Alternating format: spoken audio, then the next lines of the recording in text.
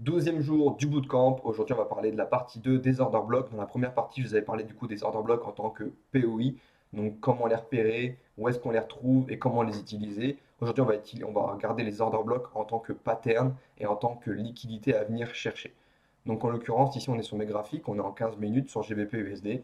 Donc, j'ai pas tradé ce matin vu qu'il y avait des annonces économiques pile dans mes horaires de session. Mais on peut voir qu'ici, on est venu quand même récupérer de la liquidité ici à gauche. Donc, on est venu récupérer une sell side liquidity.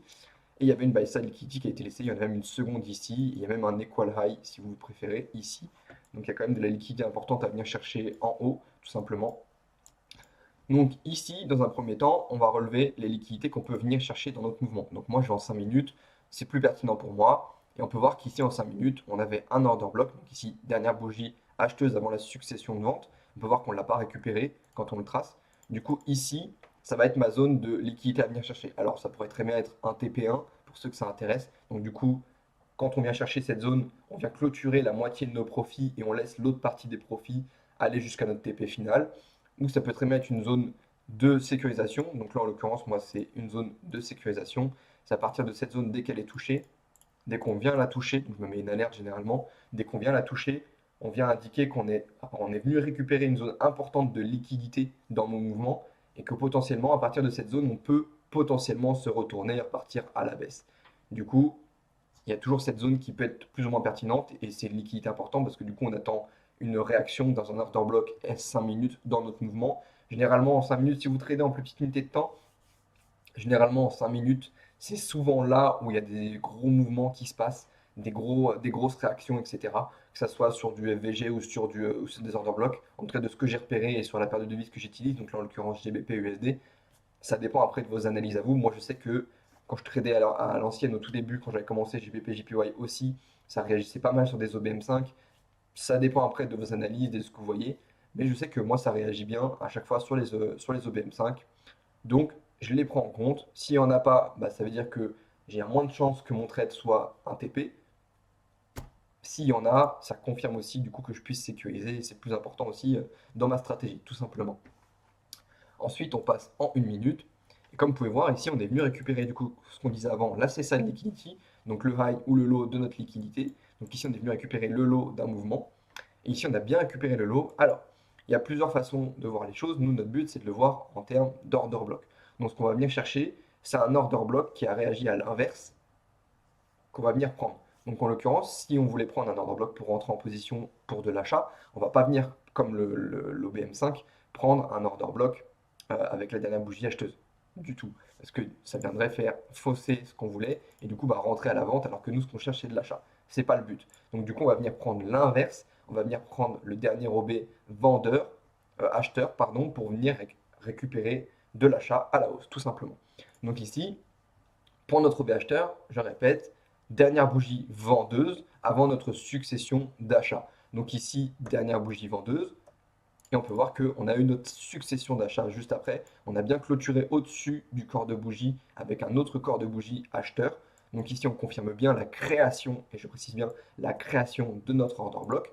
Donc ici, notre order block est bien créé grâce à cette bougie grise. Et on a eu un retour assez immédiat d'ailleurs dessus avec la bougie noire. Donc on se positionne sur le retour sur l'order block. On met le stop loss sur le dernier plus bas ou sur le plus bas de l'order block.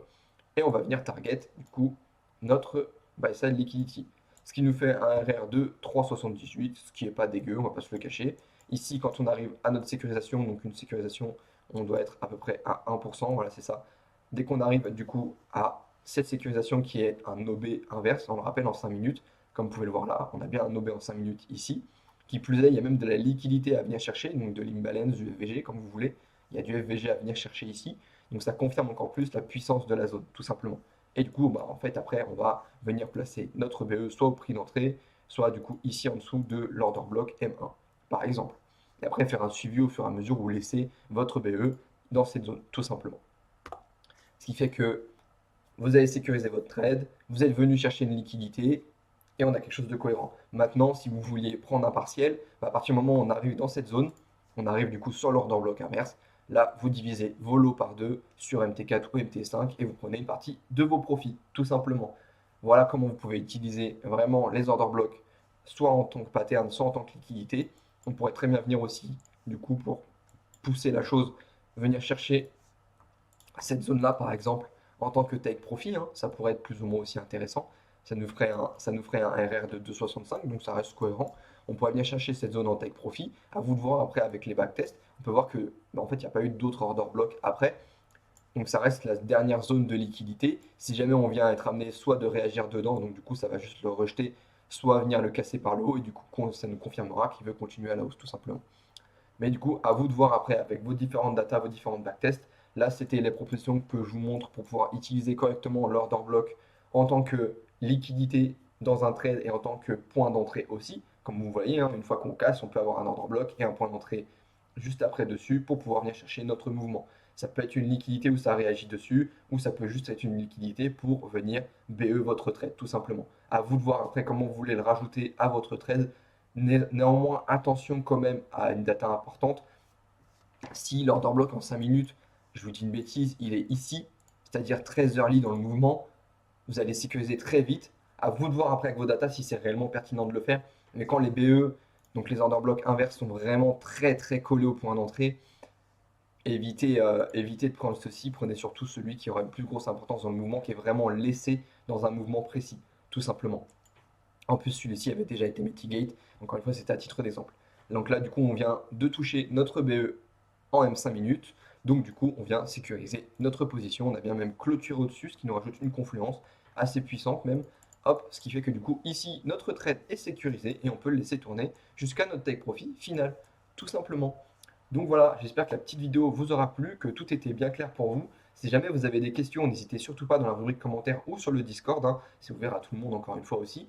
Et si jamais vous voulez une stratégie déjà gagnante à copier-coller, je vous invite directement à aller dans la description pour aller prendre ma formation. Allez, on se retrouve de l'autre côté. Ciao, ciao tout le monde.